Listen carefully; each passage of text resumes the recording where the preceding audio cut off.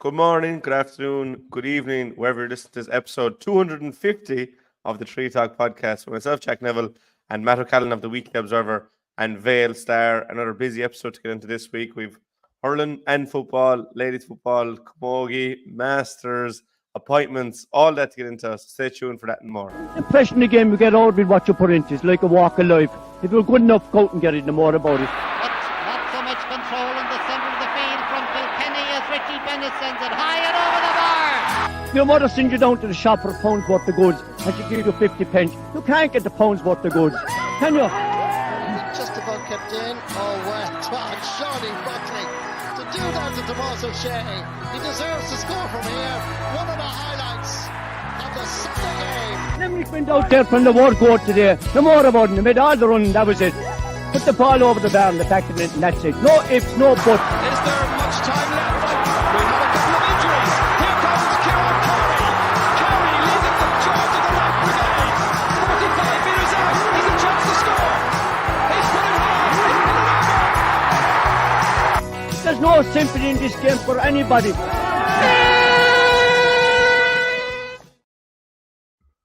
How are you, Matt, as we record on this Wednesday morning?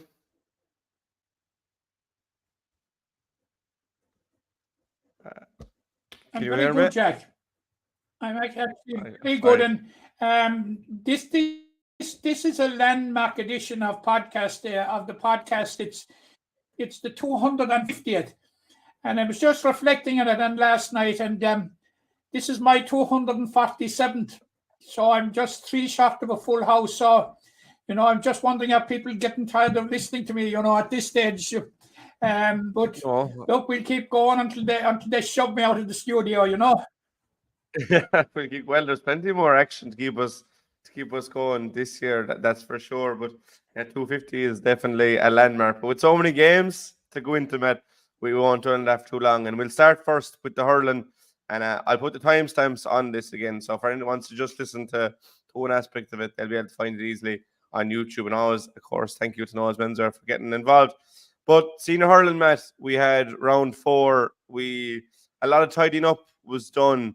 And we knew that would be the case this weekend. But I suppose starting with Kilmallock, the 100% team in the group still 4 from 4, had their hardest test against Parswell and came through it. So what did you make of the game itself and the fact that Kilmallock made it 4 from 4? Well, the game itself, Jack, was a classic. I think the big crowd that was in Camogie, they were served up to, a microcosm, I suppose, in many ways of, why Limerick have won 5 of the last 6 All-Irelands, because the fare that was on show, Jack, was just top class. And it was embellished 4 rare goals. I thought 4 goals of rare quality. And from a Kilmallock point of view, it was fantastic to make it 4 wins from 4 and put to bed the issue of qualifying for the semi-final.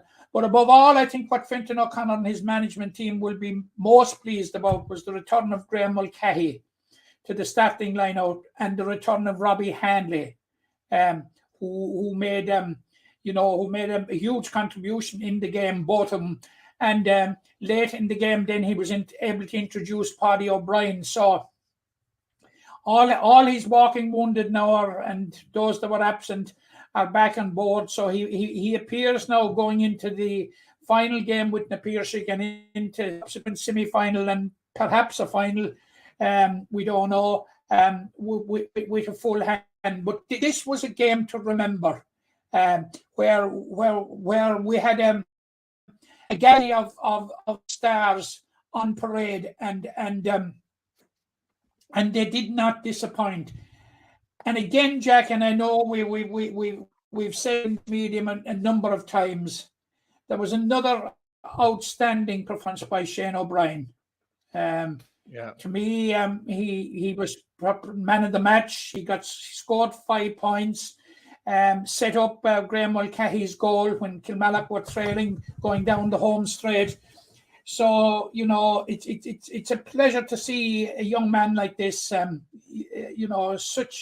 Such a bright future is in front of him. But And you know, he was in exalted company, and to stand out like he did. But you know, we saw the first goal. Oisin O'Reilly took a pass from Robbie Egan. Great win in the air by Robbie Egan. Offloaded it to Oisin O'Reilly. And when Oisin O'Reilly's bearing down in goal, especially in front of it, Jack, you might as well be reaching for the green flag, because there's only one outcome.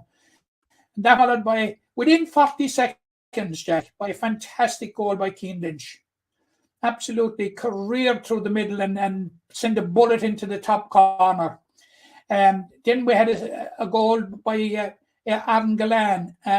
Dermot Burns landed a long free into the Kilmallock goalmouth, and Aaron Gillan got the deftest of touches. I'm quite convinced he knew exactly what he was doing, and into the corner of the net. And then the fourth goal, Shane O'Brien was the creator, setting up Graham Mulcahy for the goal that Graham Mulcahy deserved, Jack, because twice during the game he was denied by great saves by Jason Gillan.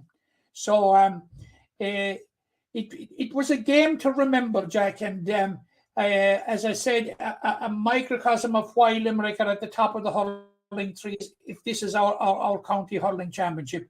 And I know we can talk sometimes about poor games and this, that, and the other thing.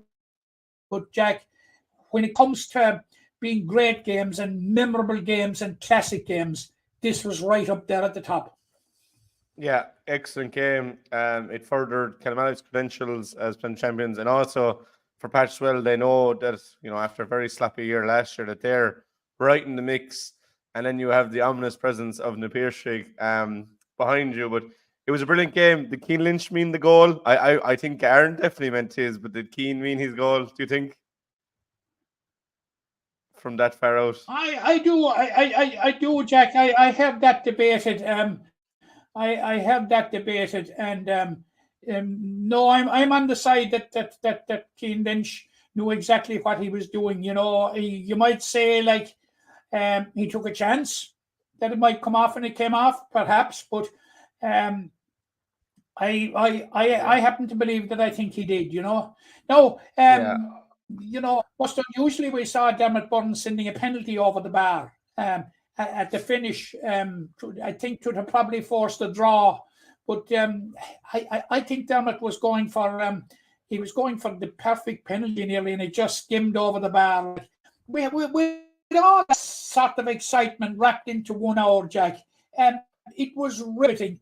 It was enthralling stuff from both sides. Fantastic. With the lead changing hands on a number of occasions. I think at one stage, Patrick's well were 5 points up. Like going down the whole straight, they were a point up. Like it was, you know, it was edge of the seat stuff. Really, really was. And what an ad for Limerick hurling.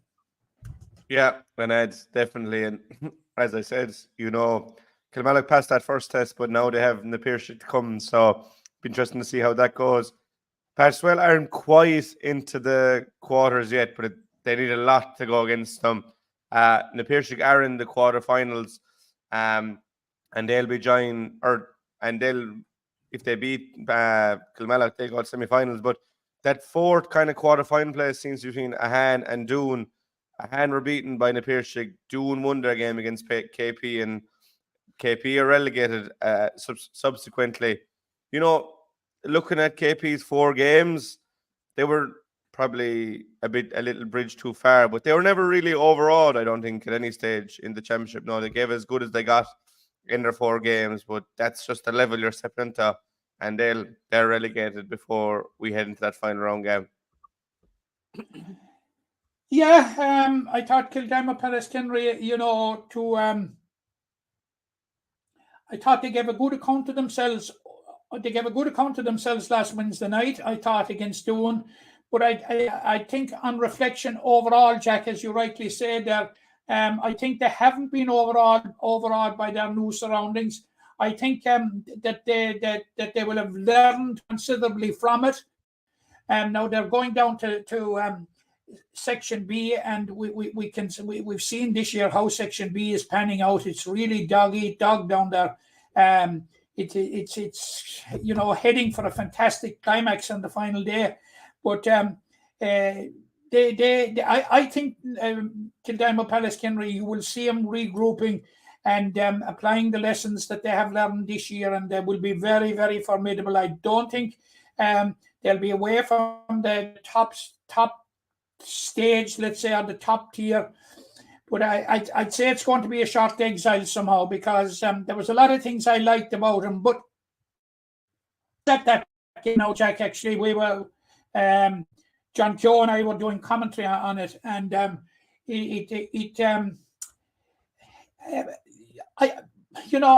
we both expected Doon to bounce back and win. And this whole thing has been trotted out all the year. You hear people trotting out, we're minus this, we're minus that one, we're minus Jim, and we're minus Bob, and we're minus this one and that one. But this was a Doon team that was shot 5 top-class players.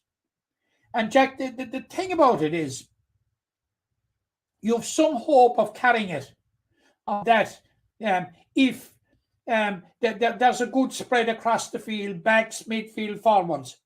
But they were all defenders. So it was a real rebuilt Doon team with a complete new look defence. Your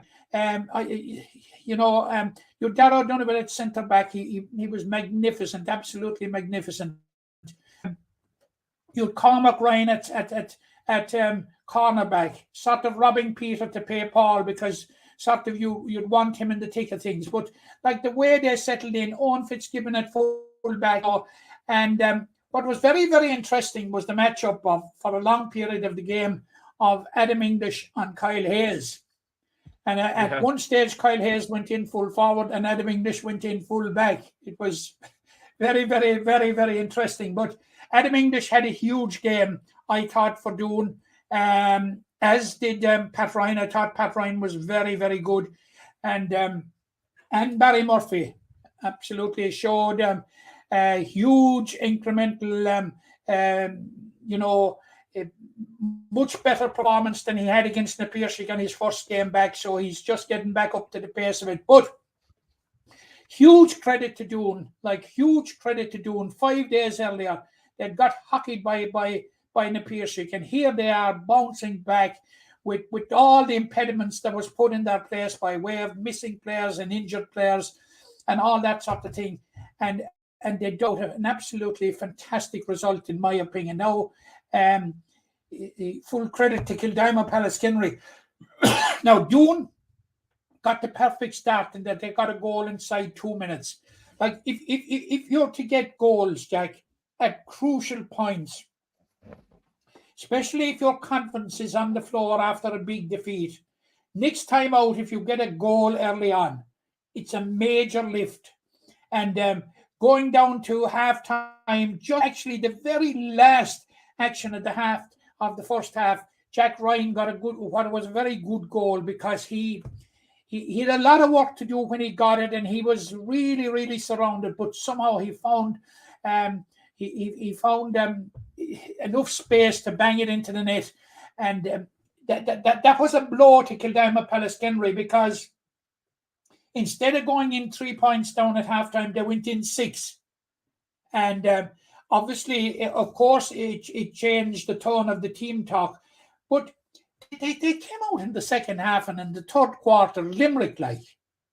They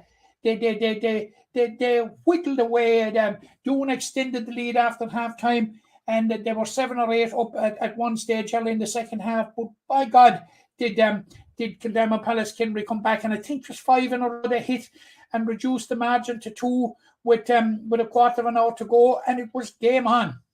But Doon then found that extra gear. Darragh Donovan hit a very good point. He also hit a very good sideline. And they just chipped away at the scoreboard, kept it ticking over, and in the end were worthy winners. And,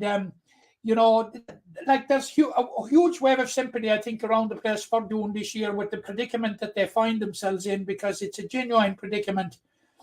And they were relieved to win, because, the permutations for Doon had they lost the game, Jack, were stark, because they would be down on 2 points, and had they lost the final game to a hand, then they would have been relegated, because 𝘕𝘰𝘭𝘴 would have had the head-to-head, irrespective of how they get on against Patrickswell in the final round. Yeah, and there's still a possibility that Doon could finish in the semi-final places, but they need an awful lot to go in terms of scoring difference. I don't think we'll see that, but yeah, they're themselves in the hand is pretty much a straight shootout for the quarterfinals if Patrickswell can beat the already relegated 𝘕𝘰𝘭𝘴. But just briefly into Group 2, Matt, then. But Dean Coleman, of course, was another player that was missing from Doon, but he's going to be missing for the year. We've had Doon suffering a huge defeat to Kilmallock, bouncing back to beat Patrickswell, suffering a heavy defeat to 𝘕𝘰𝘭𝘴, bouncing back to beat 𝘕𝘰𝘭𝘴. Like, it's a question, where will the real Doon stand up? And there's no doubt at all about it, Jack, that the Doon squad has depth. Sometimes we wondered about, but I don't think there's any question about that. I think in the games against Patrickswell and 𝘕𝘰𝘭𝘴, they proved that to us.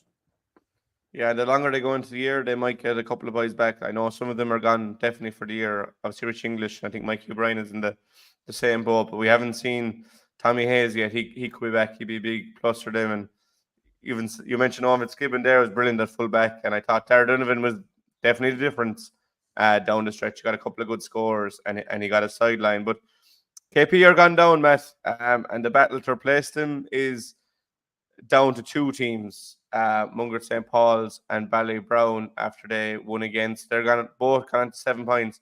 Now, Mungret are definitely in the quarterfinals after their win against Monaghan. Ballybrown aren't there as of yet, because they play Mungret in the final round. If they lose to Mungret and Adair win, there's a 12 points differential between Ballybrown and Adair at the moment. If Adair can claw that back, they play Monaghan in the final round. It'll be interesting. But for Mungret St. Paul's, Matt, they've been a team that's been coming for the last few years. We're intermediate in 16.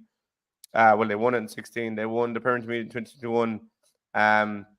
Got acquainted to the senior last year, and they're really flying. And it was a really dominant performance against Monaghan.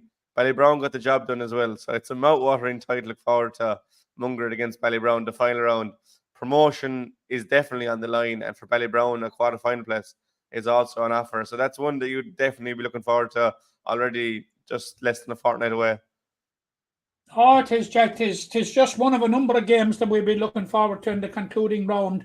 Now, I saw the Ballybrown game against Garris-Ballan. Now they won, I think, by 5 points in the finish.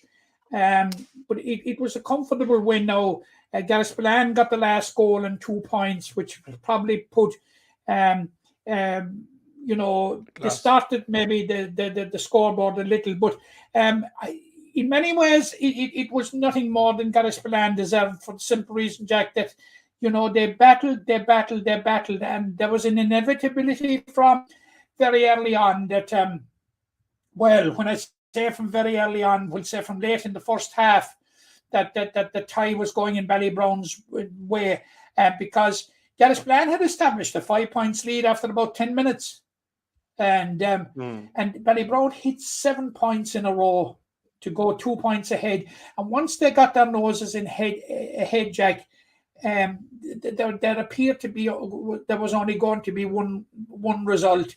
And in the concluding stages of the game, they were 10 points up. And as I said, Garris-Ballan got the last goal and 2 points. Now, Garris-Ballan will, to a certain degree, obviously they'll be disappointed to lose the game, but they will know that on the day they didn't deserve to get anything out of the game. But I think what will please them maybe a bit is they had been struggling to rack up kind of anything like match-winning scores in the previous rounds, and on this occasion they racked up 4 goals and 14 points, which must be happening going into a final round game with South Liberties.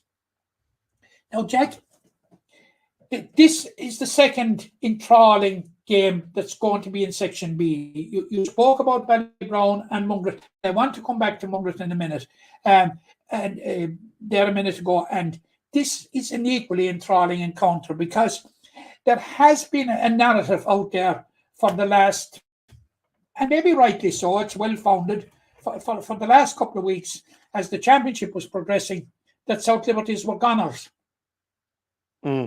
Jack, this game with Gary Spillane is very, very much in the melting pot. Very, very much in the melting pot. And even though they have been losing matches, South Liberties have been scoring. Like they got 217 against Ballybrown, would win a number of games. They got 20 points last week against the Dare. You know, they're formidable scores, Jack, by any benchmark. So the idea that you know, that South Liberty, we in this medium may be guilty of it to a certain degree as well, but they're far from enforced. I think at best the relegation playoff, Jack, is 50-50. Yeah. I said I'd come back to Mungret. Absolutely, and as you know, and as we have seen in the past, relegation shootouts take on a of their own, both in hurling and football. So no matter what the form guide is, and of course the form guide coming into a relegation final by its very nature has to be poor, but you'd sometimes see little things at one side over another that would confer on an advantage, but this is a 50-50 game, Jack, no more.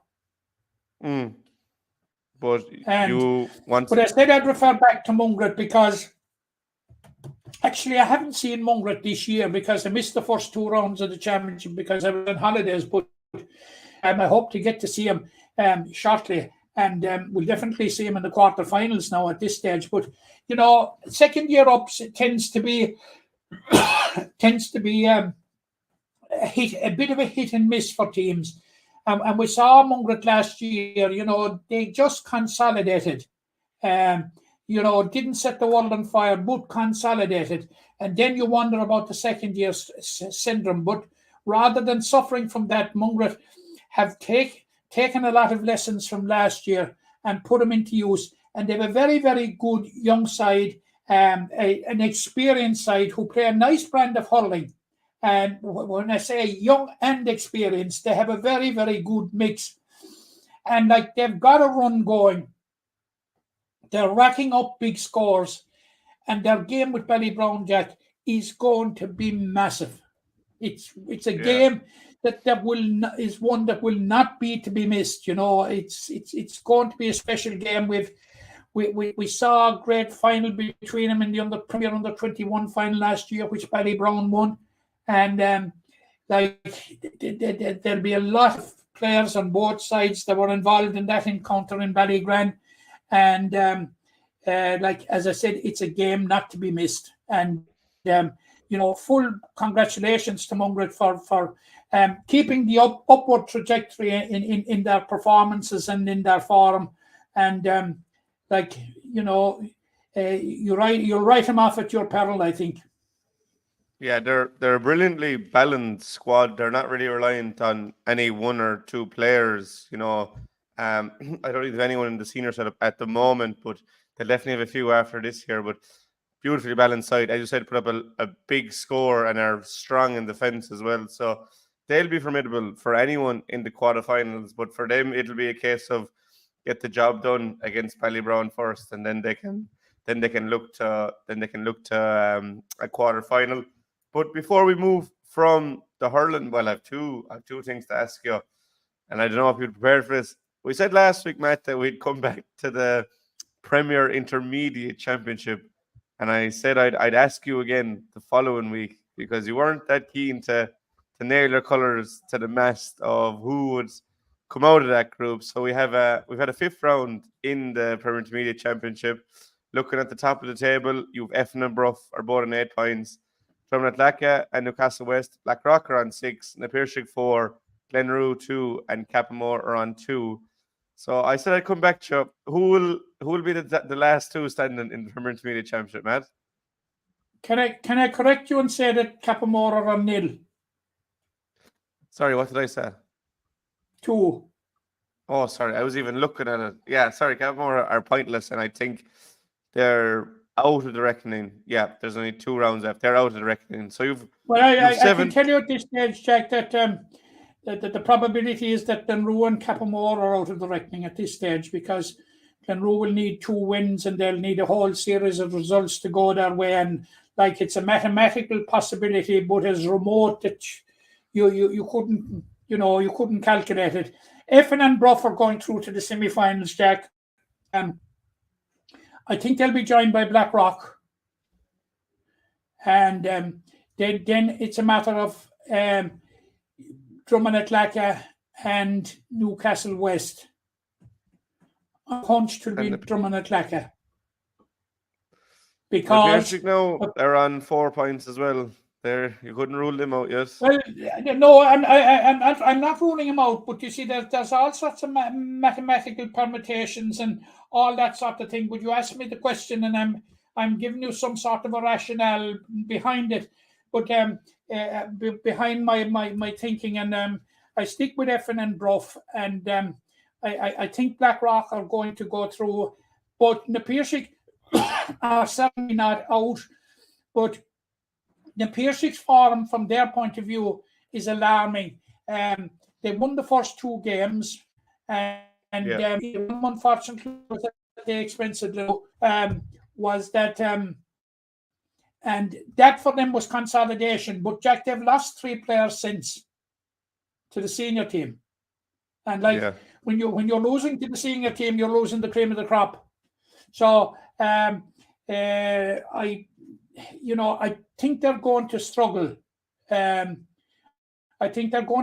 think they have a game against Drumnatlaca coming up, and I think that will be a huge game. I think the games they've left are against Drumnatlaca and Newcastle West, I think. Newcastle, yeah. So the teams above them that they could try and catch.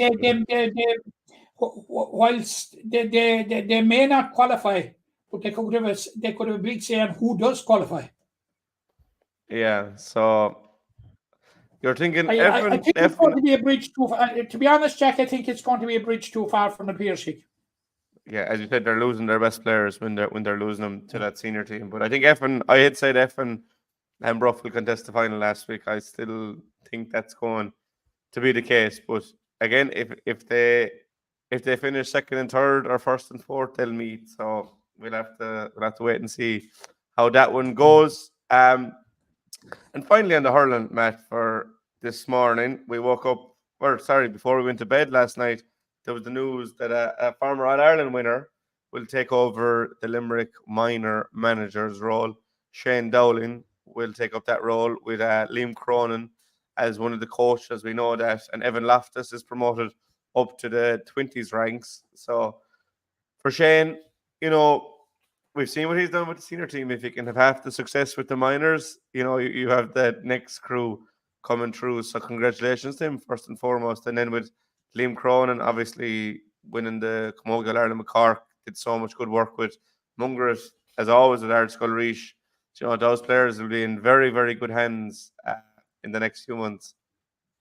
Oh, very, very much so. And I concur completely with you, and congratulations to Shane and to Evan Loftus and their respective management teams. And of course, we don't have to look very far for actually only a couple of weeks back for Shane Dowling's pedigree and Liam Cronin's pedigree with the under-16 team that won the All-Ireland Eugene Carey tournament. So under-16. So I presume that will form the nucleus of their squad, and not wanting to preempt it or anything for the coming year, for the nucleus of the minor squad. But like Shane Dowling has had so much experience. Of course, he's currently in the Piarsaigh senior goalkeeper, after a very successful comeback year last year. as goalkeeper with the intermediate team that won the county. We all know about Liam Cronin and what he brings to the table, and speaking to sources in Cork, they were lauding loudly his contribution to the Cork Camogie success this year and bringing back the O'Duffy Cup after a lapse of 5 years. And so it's a very, very, very strong team, and we wish them the best of luck going forward. And I think the future of Limerick minor hurling is in very, very capable hands, in their hands. The same goes for Evan Loftus. We saw Evan Loftus last year with the minors, and we got a snapshot of what he's all about. And I think he did very, very well with the minors last year, only losing in the Munster semi-final to Clare. And we wish Evan and his team the best of luck as well. I'm sure that they will bring together all the best talent of the last couple of years and mold them into a formidable team at under 20 level, which, we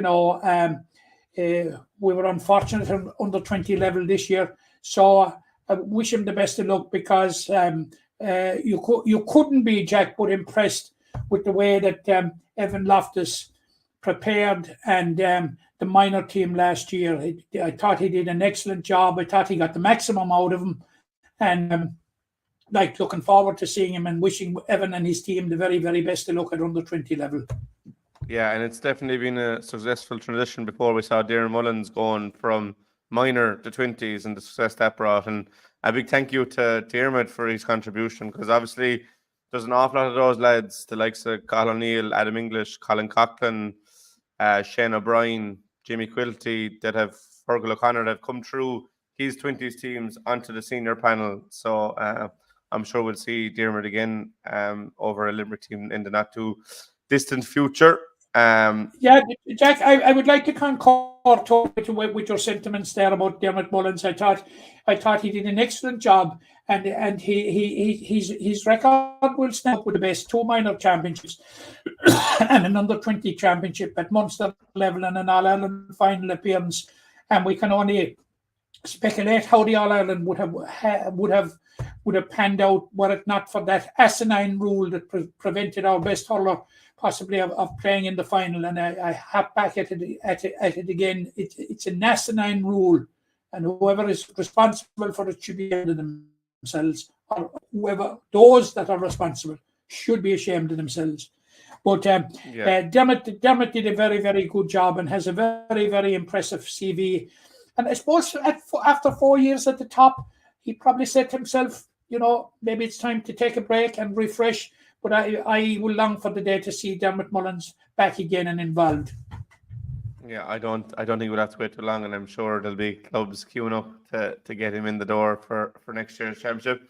But moving from the hurling onto the football, Matt, and we have the final round in the football championship this week. So whatever places haven't been confirmed as of yet, we'll get them confirmed over the course of this weekend. Just before we get started on it, Adare and Ballylanders played their refix game last night. Adare came through it, not spectacularly, but came through it, which means Adare are also in the semi-finals. So Adare are in the semi-final, are the top table toppers in Group 2. Newcastle have already won Group 1. Monaleen are guaranteed to they're not guaranteed. They are guaranteed to finish second, because they'll have the head-to-head on anyone that gets that up there with them. KP and Casey's are also through as well. So you're looking to fill one spot in Group 2. Either Ballysteen, Pearshig, or Galtee Gales will get in there. Ballylanders will definitely contest the relegation final against one of Kieran's, Ula, or Clahan from Group 1. So it's an eventful weekend of action to get into, Matt. So we might just do our previews and predictions all in one for the Senior Football Championship, if that's all right with you. Before we get into that, we'll look at how we got on last week and where we are in the lay of the land. Now, we both went the exact same way in round 4 of the Senior Hurling Championship. So we both had Kilmallock, Na Piarsaigh, Doon, Mungret, Adair, and Ballybrown. I got 2 extra points for saying Ballybrown would win by 5.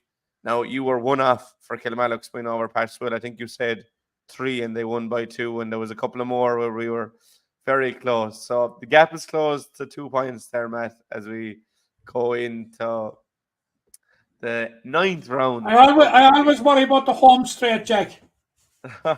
Yeah, well, there's a lot of action to come as of yet, but we'll start with Group 1, Matt, and we'll do our preview and prediction all in one. So Newcastle West versus Ula on Saturday.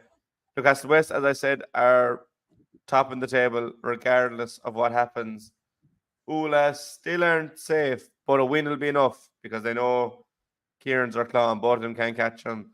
A draw is enough for them as well. So a draw is enough for Ula, Jack. Yeah. Yeah. Look, I just think Newcastle are so good at this level, especially in the group stages.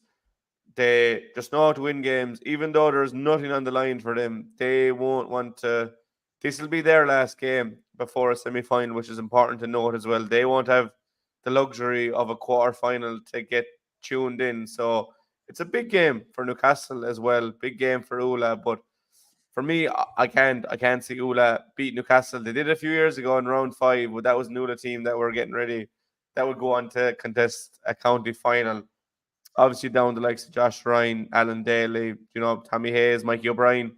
These lads that are injured for the hurlers are equally important to football. So for me, it's a Newcastle win, and I'm going to go on Newcastle West by 5. Yeah, I agree that it's going to be a Newcastle West win.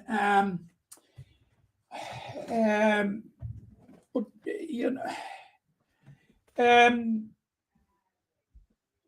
Newcastle West are coming to a junction in the season, where every game is going to be huge.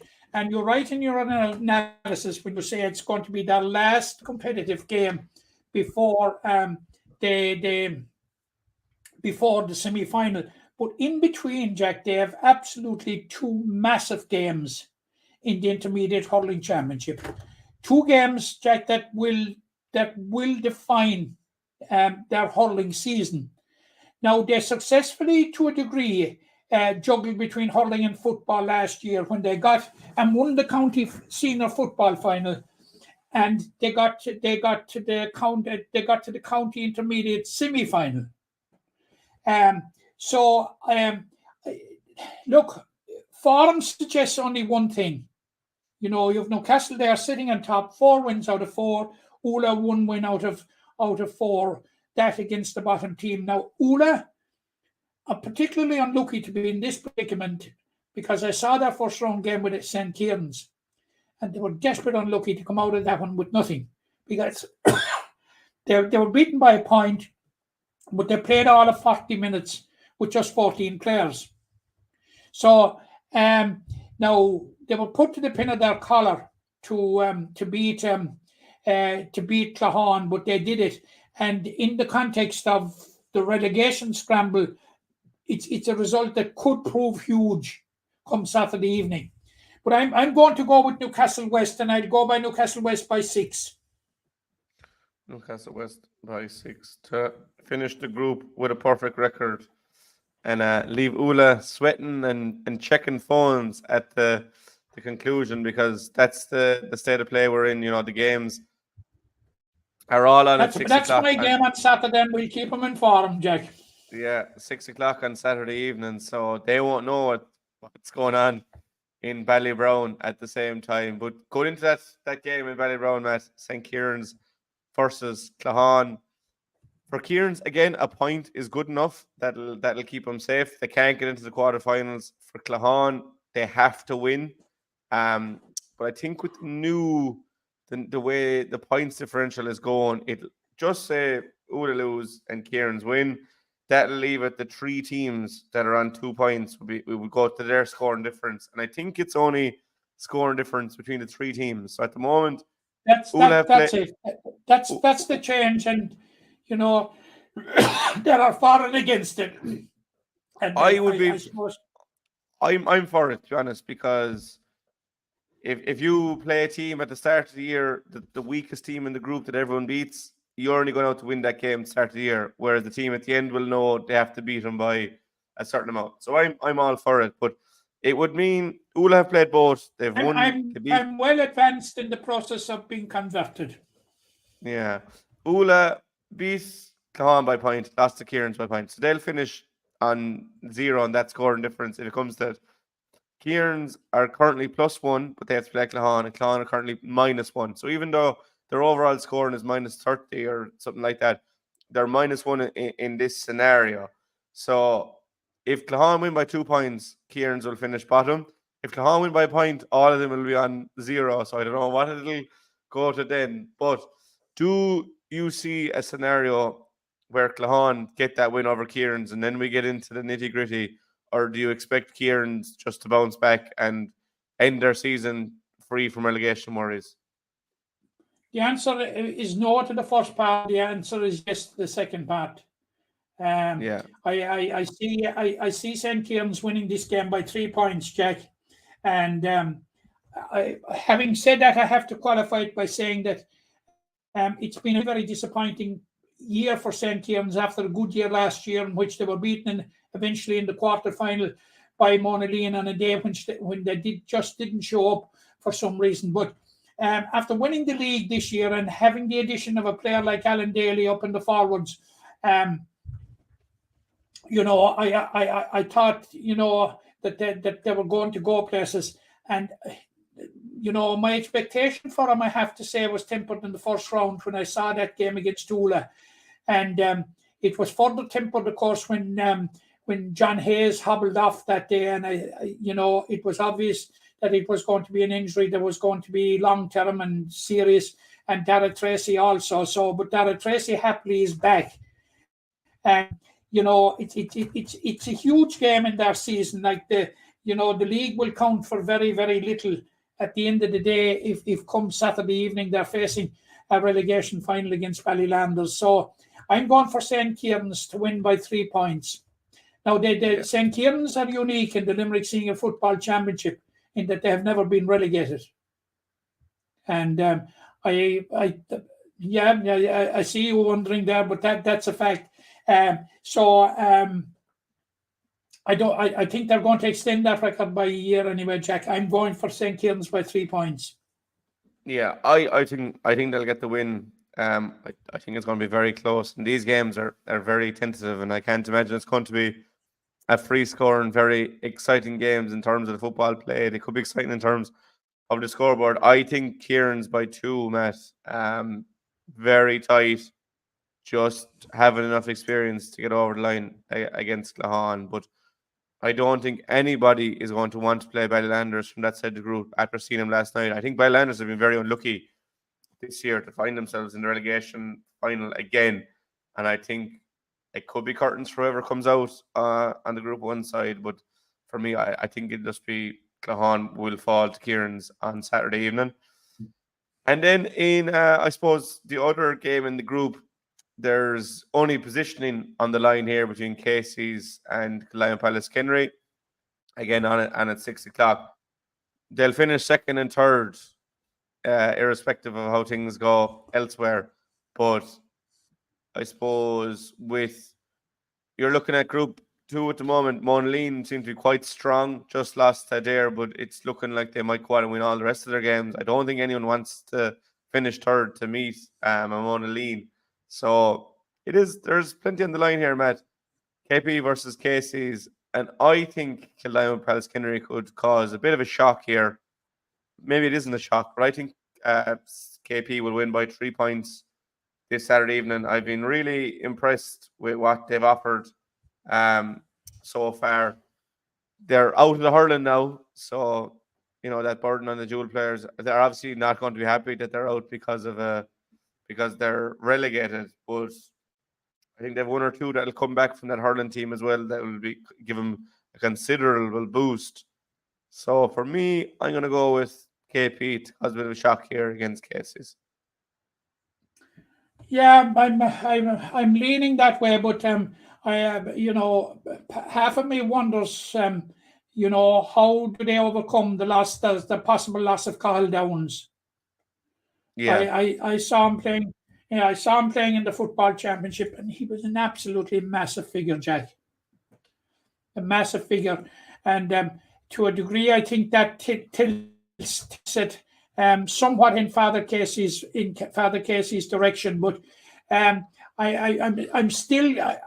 Father Casey's had to, believe it or not, they were beaten in the semi-final last year, and I've said this before during our discussions on the current championship. But they're now very much a team in transition because they've lost so many players.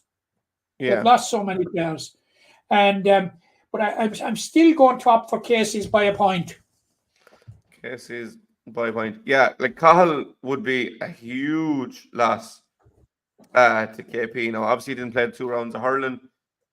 Hopefully, he'll be back for his own sake. He's a brilliant footballer, and I think he'd like to cap the year with, you know, playing football after such a stellar breakout year with the senior side. But if he was missing now, definitely tilted back in Casey's favour. But I do think that KP and maybe some reinforcements they get will be able to get the job done. But that's Group 1, Matt. Absolutely. In Cahill Downs' case, Jack, it has been a stellar year for him, for the county, and like he has very, very successfully translated that to being a key part of the Kildimo setup, you know. Yeah, 100%. Beautiful player. Going into Group 2 then, Matt.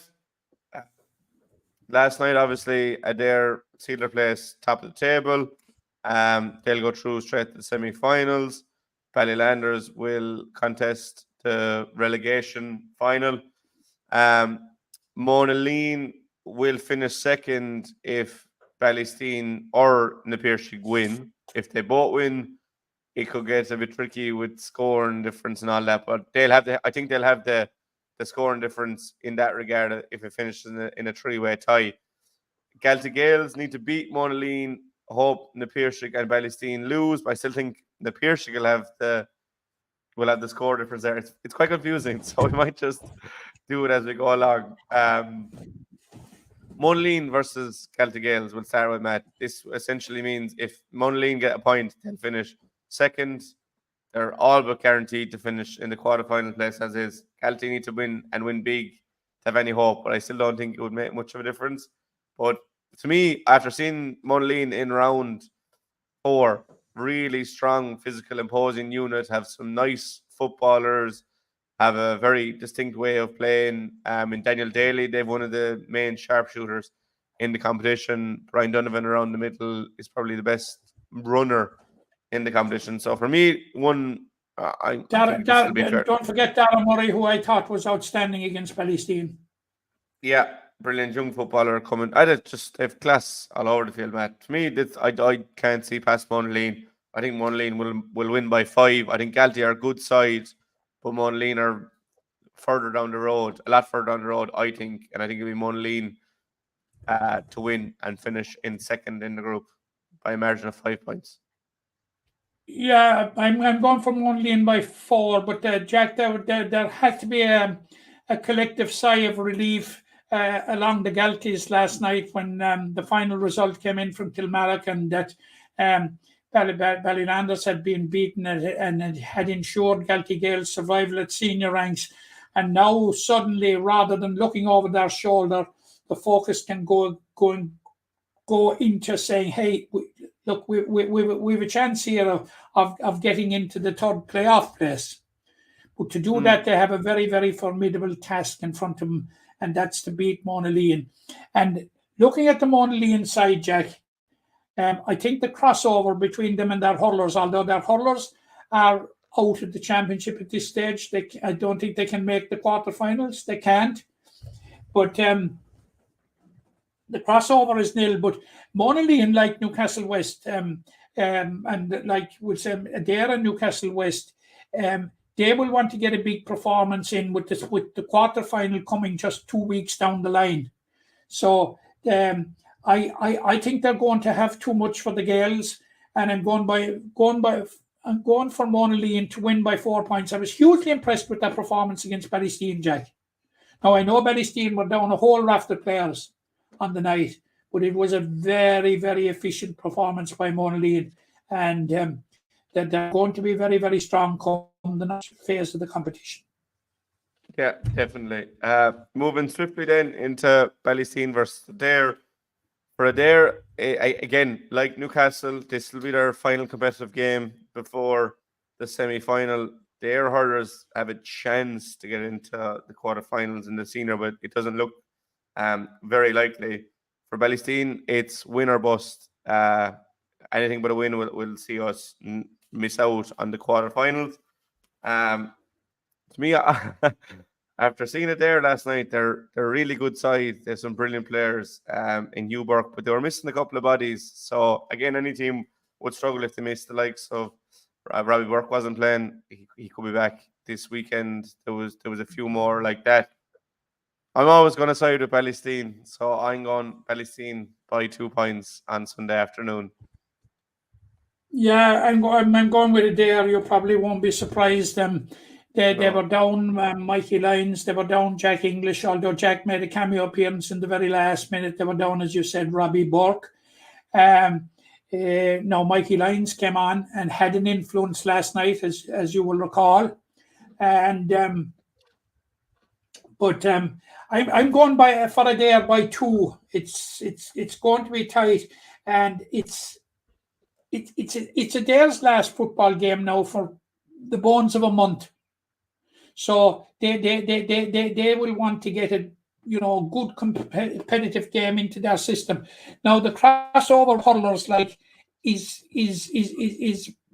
little enough. You have David and Ronan Connolly and Davy Lyons, who play with the senior hurlers. But apart from that, there is no further crossover. Hurlers are more or less an independent republic down there. So I'm going for it there by 2, Jack. I'm going for the opposite to what you're.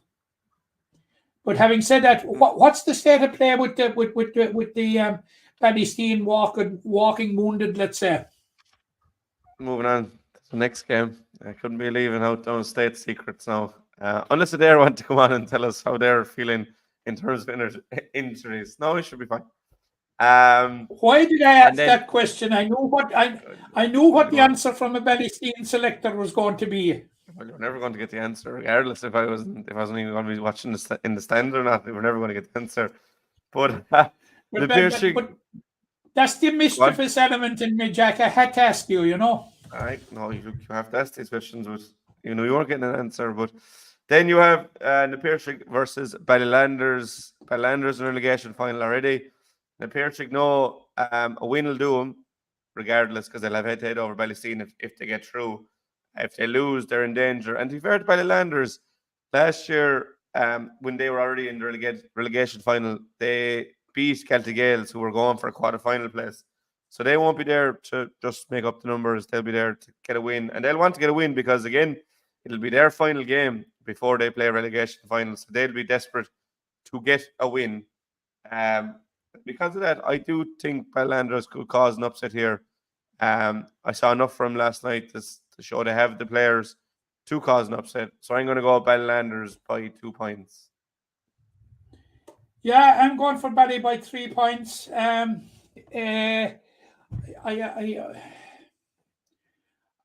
find it hard to know where they're at after last night. We saw the good and the bad in Ballylanders last night, I think. They did some very, very good things. Like they were definitely under the cosh in the first half, Jack, and they made the most of the opportunities they got in the break and getting a couple of goals and that sort of thing. But I thought in the second half, but this is typical that they are they as the game goes on, they drive on, and they're able to pace the game so well at this stage, they had the energy in the second half, and but I think Bally, you could say they can just throw their hands up and say, sure, look, we're in the relegation anyway. Not as simple as that, Jack. Bally, like last year, as you said, will want the boost of a win going into the relegation final, and they will see this as an opportunity. And I think they're going to win by about 3 points. I think they're quite capable of doing it. So I'm going for Bally now. They were without Mark O'Connell and Owen Walsh last night. Whether one or both of those will be available for the Piercy game, I'm not sure. Like you, mum's the word. Yeah, I think Bally will do it, Jack. But and get the boost that they so badly need going into whoever they'll be playing, because certainly by the time they play in the Piercy on Sunday, they will know who their opposition are in the relegation final. Yeah, that's another thing as well. I completely forgot that, but I'm just conscious. I think I went against the Piercy in every game this year, and there's a strong possibility they'll finish with 3 wins from 5. But it's nothing against the Piercy. It's just how I feel on But these Jack, Wednesday mornings. has this anti-Piercy sentiment anything got to do with the first round? No, definitely not. It's not. Look, if they beat us fair and square in the first round, there's anyone that was at that game will know that we weren't robbed or anything. Just a brutal performance, and they capitalized. But I just seen it there. Looking back, I haven't gone for them yet, but I do. I really don't want them to win this weekend. I think that's fair to say, and I think I wouldn't be human if I did want them to win. So that's our predictions for round 9 of the predictions. You're currently 2 ahead, but hopefully we have a good few different there. We both went Newcastle and Kieran's and Monaleen, and then and Bellanders, and we're different then for Ballysena there and Casey's KP. But quickly moving into Matt, because I know we're under a small bit of pressure for time, but we still have a few bits to get through. The ladies football quarterfinals are on this weekend, Matt. We have Monaghan versus Drum Broadford. Both these games are on Sunday at 4:30. Monaghan versus Drum Broadford, and St. Ailbe's versus Old Mill. Drum Broadford game through Fiona in their prelim to set up a date with Monaghan. But I think it's Monaghan's to lose. Defending back-to-back champions, only missed out on the semi-finals by score difference, haven't been beaten yet, 1-2, and drew their other game. But I think the other game then, St. Ailbe's and Old Mill, is very, very intriguing, Matt. How do you see the two of those going? It's very, very intriguing. They're both going to be interesting games, Jack. Monaghan finished second to Ballylanders and scoring difference in Group 1. But they beat Old Mill by a point in Old Mill, and they beat Fiona Castlemahon by 3 points in Cooley and drew at home with Ballylanders. That's what gave them the ticket to the quarterfinal. And of course, this is the year that Monaghan are going for 3 in a row, Jack.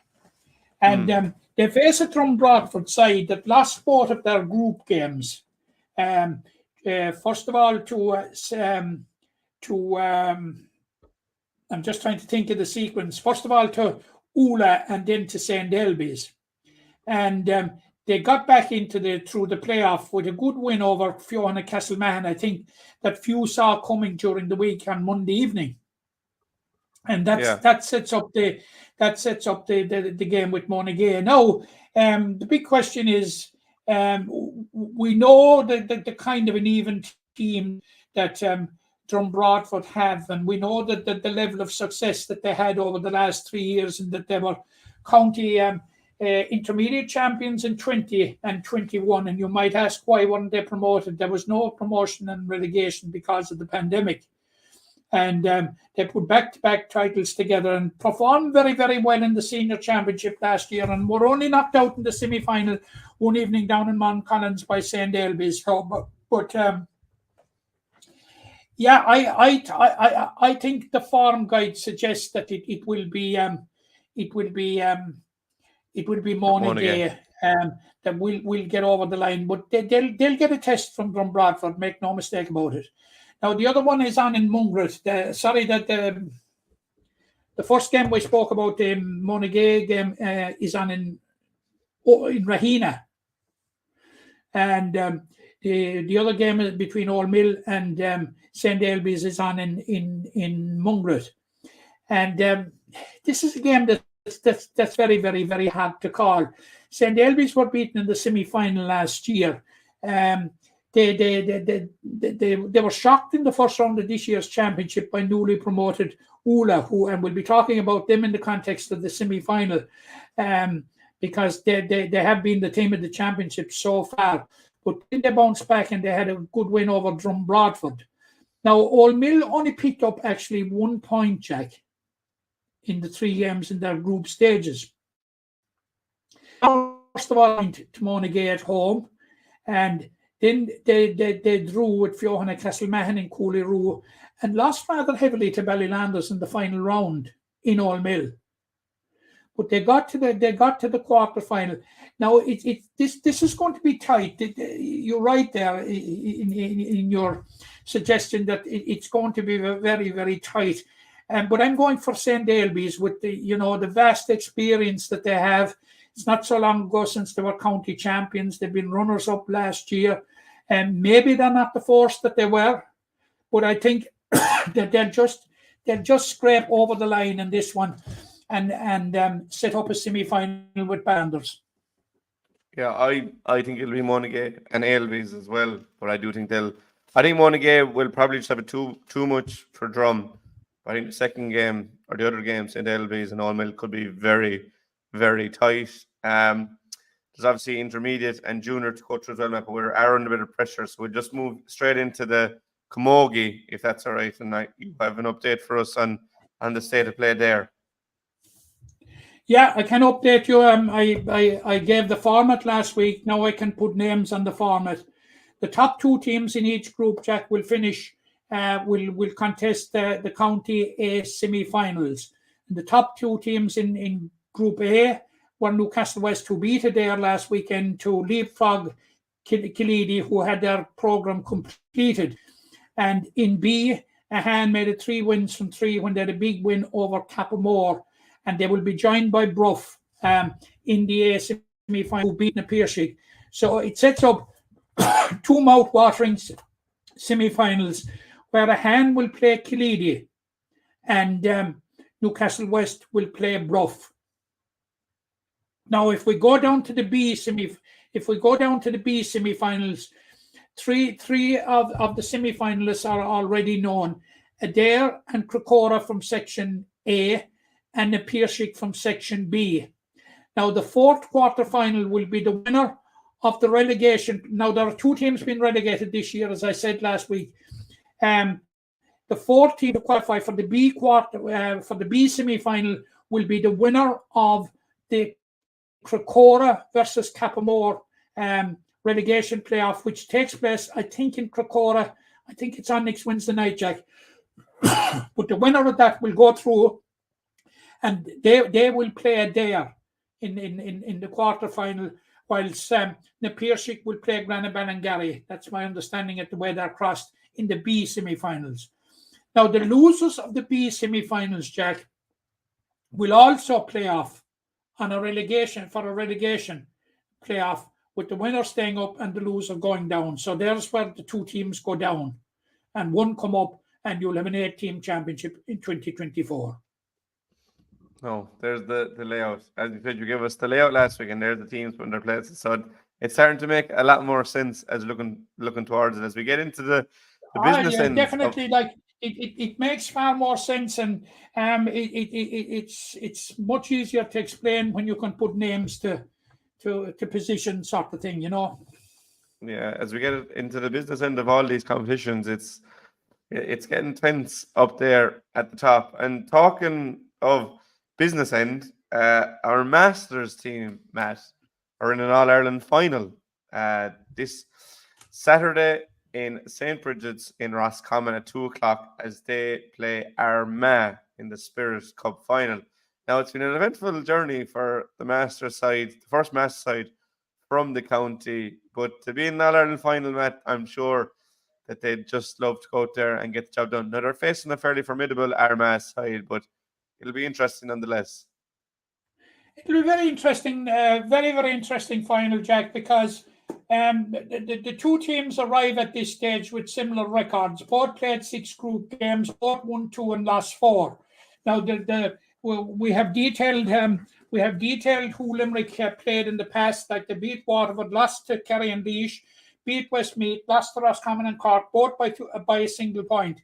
Now, Armagh won their opening game against Louth, and they were beaten in the second round by Tyrone, beat Antrim in the third round, and lost the next three to Donegal, to Leitrim, Longford, who are a combination side, and to Down in the final round. Now, whilst Limerick went on in the semi-final to beat Kildare in a cracking game,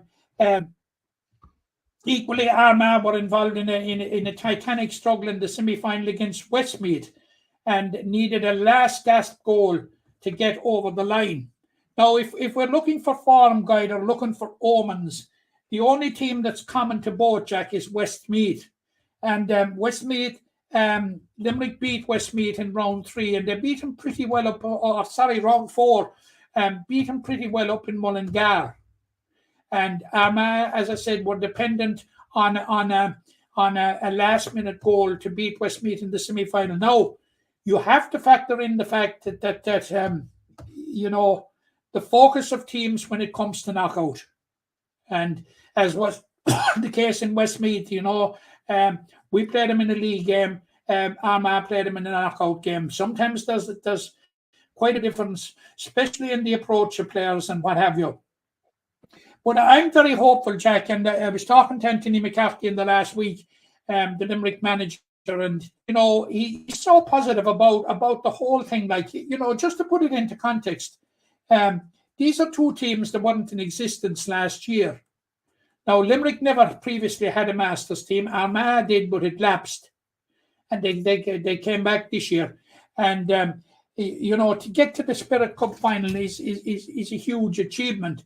And like you say to yourself, this is just a social thing, fellas out for a bit of crack. Fellas anxious to prolong their footballing career in some shape or form. Not a bit of it, Jack. They had 41 training sessions over the course of the year, and they worked very, very hard. And, you know, hats off to their management team, like Anthony McCarthy from Kilteely Drumkeen, Jason Daly, who's the coach from your own club, Ballysteen, Aidan O'Sullivan from Bruff, who is a selector, and Katie Lynch, who is the physio. Like, they worked very, very hard in preparing the team. But full credit to the people that, you know, formed the whole Limerick Gaelic Masters. Joe Mulcahy down in Killeedy and those that were with him in coming together and forming a Masters team and to get him this far, like, is a huge achievement. I'd say probably in their wildest dreams when they were starting off, they didn't think that it would end where it's going to end now in an All-Ireland final in Kiltoom and Roscommon in September. But that's what it is. And I think Limerick have a real chance here. They have a couple of players, of course, that are still playing Gaelic football. The team captain, Maurice O'Connor, and the vice captain, Ronan McGee, is still playing, turning out very, very successfully with Hospital Helberstown. So, you know, there's a great, I've seen them 3 or 4 times, Jack, and there's a great camaraderie between them. They've knitted a very, very tight squad together. And you probably gleaned that yourself, you know, that, I'm very, very hopeful that we will add another All-Ireland at the weekend. Yeah, very greedy for All-Irelands. We are, with the best of luck to Anthony McCarthy and the entire team with the Masters this Saturday against Armagh in the All-Ireland Spirit Cup final. I think that's all for us this morning, Matt. We had said we tried to keep it to below an hour, but we went a bit over time. But I think that's 10 minutes in the grand scheme of things. Jack, did I hear that you played a bit of golf lately today? Golf? I played our classic. That was the height of it. I think you could have got something mixed up here now. Sorry? Genuinely. I played our golf classic in August, I'm going to say. That was the height of it. That's not very long ago. Wait, did you hear something how bad it was? No. But I have that. Somebody said it to me recently that my companion in the podcast was swinging golf clubs all over the place. Well, I went to the driving range the night before the classic, and I was very poor. So maybe they saw me collecting balls that landed 3 or 4 feet in front of me. So maybe that was it. So out in the course. you kept your best form for on the day, Jack, did you? No, I did not. I don't know where we finished, but it was definitely near the bottom. But there's a few very handy golfers on the team. But we'll get through the hurling football first before we get onto the golf course a bit more. It's something I'd like to do a bit more, especially my back. It's nice and handy to get over. I don't know where this information came from, but it's definitely inaccurate if it's at all positive. But I'll take it. I'll definitely take it. But no, they were actually complimentary. They were complimentary of you, Jack. Yeah, I have a grand old swing, but it doesn't go where I want it to go. So take it as what you will. But maybe they were even suggesting that I should take it up and follow your example. Well, if you want to pay for the buggy, I'll join you any day on any golf course. Or if anyone wants to take us out for an old tree talk golf trip, I'll be more than happy to oblige him in that regard. But for now, Matt, it's 1 hour and 10 minutes on the clock. That's episode 250, 247 for you. I'd say I'm barely over 150. But thank you as always to everyone for listening. If you're getting it on YouTube, make sure to like and subscribe. Make sure to ring that bell for notifications. Facebook, you know what to do there, and Twitter as well. Make sure to retweet and like. Thank you to everyone that's tuning in to Noel's Menswear, and to you as always, Matt. Best luck to every team this weekend in the final round of the football championships and to the Masters side in the All-Ireland final. That's us over now for today. Thank you very much, and we'll talk again soon. The impression you get, we get out with what you put into. It's like a walk of life. If you're good enough, go out and get it, no more about it. Not so much control in the centre of the field from Kilkenny as Richie Bennett sends it high and over the bar. Your mother sends you down to the shop for a pound's worth of goods and she gives you 50 pence. You can't get the pound's worth of goods, can you? Just about kept in. Oh, well done, Johnny Buckley. To do that to Tommaso Shea, he deserves to score from here. One of the highlights of the Sunday game. Let me find out there from the word court today. No more about it. They made all the running, that was it. Put the ball over the bar and the packet and that's it. No ifs, no buts. Is there much time left? We have a couple of injuries. Here comes 𝘕𝘰𝘦𝘭𝘴 𝘔𝘦𝘯𝘴 leading the charge of the right brigade. 45 metres out. He's a chance to score. He's put it high. There's no sympathy in this game for anybody.